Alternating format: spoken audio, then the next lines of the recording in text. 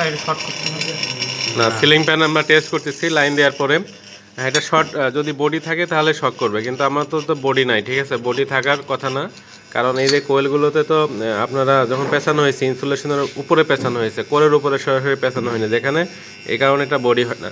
তো এটা আসলে অনেক চম্বক হচ্ছে, এই কোয়েলগুলো এই চম্বকগুলো প্রত্যেকটা ঠিক আছে কিনা আমাদের চেক করতে হবে। তো আমরা একটা কোয়েল চেক করছি, আরেকটা কোয়েলে ধরো, আরেকটা কোয়েল চেক করি। তো আমরা ভিন্ন কোয়েলে ধরলাম, বাতি জ্বলতেছে, সেখানে চম্বকগুলো প্রত্যেকটাই আসছে কিনা দেখতে হবে।